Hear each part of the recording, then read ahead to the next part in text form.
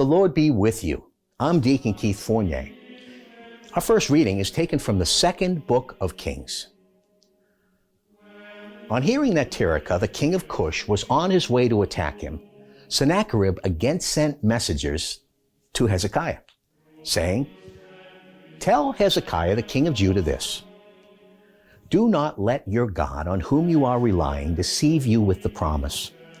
Jerusalem will not fall into the king of Assyria's clutches. You've learnt by now what the kings of Assyria have done to all the other countries, devoting them to destruction. Are you likely to be saved?" Hezekiah took the letter from the messenger's hands and read it. He then went up to the Temple of Yahweh and he spread it out before Yahweh. Hezekiah said this prayer in the presence of Yahweh: "Yahweh Sabaoth, God of Israel, enthroned on the winged creatures, you alone are God of all the kingdoms of the world. You made heaven and earth. Give ear, Yahweh, and listen. Open your eyes, Yahweh, and see. Hear the words of Sennacherib, who has sent to insult the living God. It is true, Yahweh, that the kings of Assyria have destroyed the nations. They've thrown their gods on the fire. For these were not gods, but human artifacts, wood and stone, and hence they have destroyed them. But now, Yahweh our God, save us from his clutches, I beg you, and let all the kingdoms of the world know that you alone are God, Yahweh." Isaiah, son of Amos, then sent the following message to Hezekiah. "Yahweh, God of Israel, says this: I have heard the prayer which you have addressed to me about Sennacherib, the king of Assyria. Here is the pronouncement which Yahweh has made about him. She despises you. She scorns you, the virgin daughter of Zion. She tosses her head at you, the daughter of Jerusalem. For a remnant will issue from Jerusalem, and survivors from Mount Zion. Yahweh Sabaoth's jealous love will accomplish this. This then is what Yahweh says about the king of Assyria. He will not enter this city, will shoot no arrow at it, confront it with no shield, throw up no earthwork against it.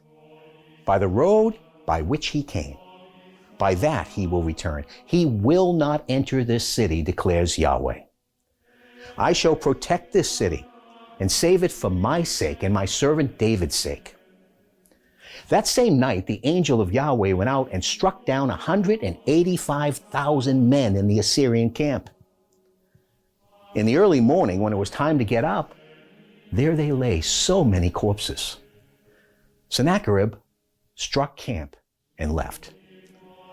He returned home and stayed in Nineveh. And our response is taken from Psalm 48. "Towering in beauty, the joy of the whole world, Mount Zion in the heart of the north, the settlement of the great king. God himself among its palaces has proved himself its bulwark. For look, kings made alliances. Together they advanced. Both your name and your praise, God, are over the whole wide world. Your right hand is full of saving justice.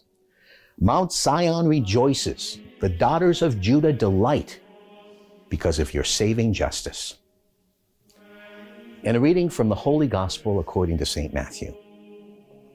Jesus said, "Do not give dogs what is holy, and do not throw your pearls in front of pigs, or they may trample them and then turn on you and tear you to pieces. So always treat others as you would like them to treat you.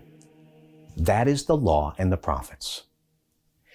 Enter by the narrow gate, since the road that leads to destruction is wide and spacious, and many take it. But it is a narrow gate and a hard road that leads to life, and only a few find it."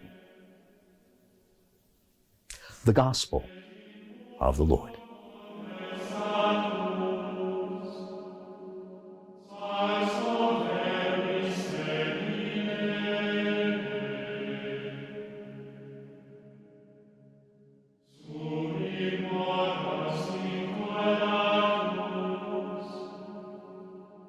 Yahweh